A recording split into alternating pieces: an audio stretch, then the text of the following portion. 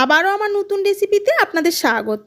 এই শীতকাল এলে ঠান্ডার মধ্যে ফুলকপি আর ডিমের এমন একটা রেসিপি গরম ভাতের সাথে খেতে আমাদের সকলেরই ভীষণ ইচ্ছা করে।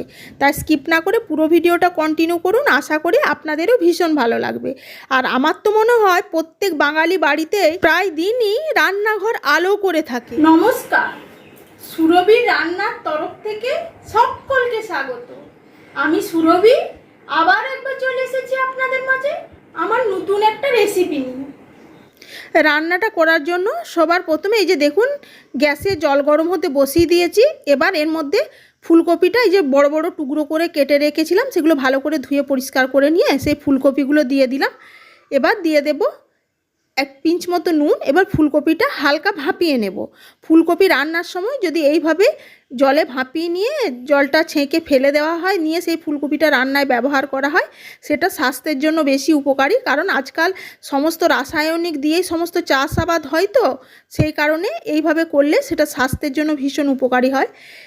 পুরো ভিডিওটা দেখার পর আপনাদের কার কার ভালো লাগলো অবশ্যই জানাবেন।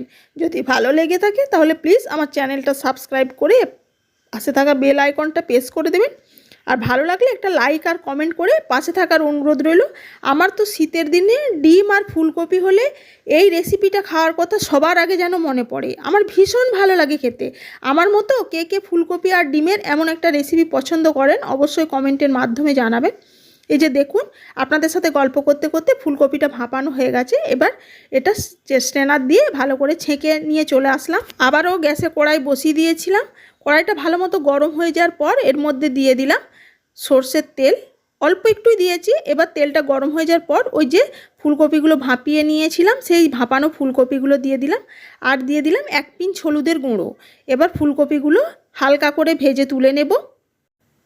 ফুলকপিগুলো দেখুন এই যে হালকা করে ভাজা হয়ে গেছে। এবার ফুলকপিগুলো আলাদা পাত্রে তুলে নিয়ে ওই তেলের মধ্যে আগে থেকে আমি ডিমটা সেদ্ধ করে নিয়েছিলাম, সেই সেদ্ধ ডিমটা খোসা ছাড়িয়ে এর মধ্যে দিয়ে দিলাম। আর দিয়ে দিলাম এক পিঞ্চ নুন আর এক পিঞ্চ হলুদের গুঁড়ো নিয়ে এবার ডিমটা ভালো করে ভেজে তুলে নেব। আমি এখানে ডিমটা কিন্তু হালকা করেই ভেজেছি। আপনারা যদি কড়া ভাজা পছন্দ করেন সেক্ষেত্রে করে নিতে পারেন। আর ডিমটা ভাজার সময় আমি এখানে অল্প একটু কাশ্মীরি লঙ্কার গুঁড়ো দিয়েছিলাম, তাহলে ডিমের কালারটা দেখতে সুন্দর লাগে।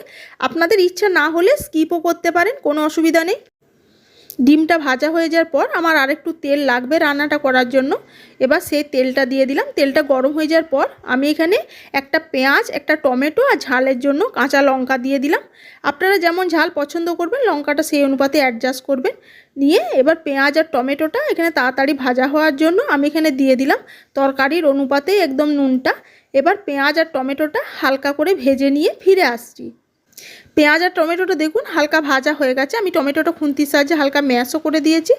এবার এর মধ্যে দিয়ে দিলাম আদা রসুন জিরে ধনের পেস্ট, হাফ চামচ কাশ্মীরি লঙ্কার গুঁড়ো, হাফ চামচ হলুদের গুঁড়ো।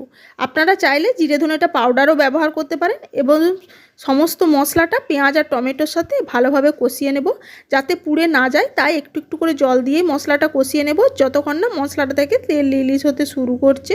মশলাটা দেখুন কষানো হয়ে গেছে, কাঁচা গন্ধ চলে গেছে মশলাটার। এবার এর মধ্যে ভেজে রাখা ফুলকপিগুলো দিয়ে গ্যাসের ফ্লেমটা মিডিয়ামে দিয়ে আরও মিনিট দুয়েক সময় ধরে মশলার সাথে ফুলকপিটা কষিয়ে নিলাম। ফুলকপিটা যখন কষানো হয়ে যাবে তখন এর মধ্যে দিয়ে দিলাম ওই যে সেদ্ধ করা আলু, আমি যেটা আগেই প্রেসার কুকারে সেদ্ধ করে নিয়েছিলাম লম্বা লম্বা টুকরো করে, আর ভেজে রাখা ডিম দুটো দিয়ে আরও মিনিট খানেক ফুলকপি আর মশলার সাথে ভালোভাবে কষিয়ে নেব। এই যে ফুলকপি আলু সমস্ত কিছু কষানো হয়ে গেছে, যে দেখুন কড়াই থেকে ছেড়ে ছেড়ে আসছে। এই অবস্থাতে দিয়ে দিলাম পরিমাণ মতো জল। এটা কিন্তু ঝোল ঝোল একটু খেতে বেশি ভালো লাগে, তবে আপনারা যদি গ্রেভি গ্রেভি পছন্দ করেন সেই অনুপাতে জলটা অ্যাডজাস্ট করে নেবেন। ওই যে বললাম গরম ধোঁয়াটা ভাতের সাথে এরকম গরম গরম ডিম আলু ফুলকপির একটা ঝোল থাকলে আমার তো আর খিচুড়ি দরকার পড়ে না, ভীষণ ভালো লাগে খেতে। সেই অনুপাতেই আমি এখানে জলটা একটু বেশি পরিমাণ দিয়েছি। আর নুনটা আপনারা এই অবস্থাতেই চেক করে নেবেন আপনাদের স্বাদ অনুযায়ী। এবার ঝোলটা ফোটার জন্য অপেক্ষা করব। ঝোলটা ফুটে গেছে। এবার নামানোর আগে দিয়ে দিলাম গরম মশলা পাউডার আর এই শীতের ধনেপাতা। মানে যে কোনো রান্নায় যোগ করলে রান্নার আলাদা মাত্রা নিয়ে চলে আসে। দেখুন এবার এটা নামিয়ে গরম গরম সার্ভ করে দেব। দেখেই তো ভীষণ লোভনীয় হয়েছে, দেখুন তো জিভে জল আসা একটা মেনু তৈরি হয়েছে কি না। চলুন আজকের রেসিপি এই পর্যন্তই। আপনাদের কাছে কেমন লাগলো অবশ্যই জানাবেন। যদি ভালো লেগে থাকে তাহলে প্লিজ আমার ছোট্ট পরিবারের সদস্য পাশে থাকার অনুরোধ রইল। আজ তাহলে এটুকুই, আবার হাজির হয়ে যাব অন্য কোনো রেসিপিতে। ধন্যবাদ।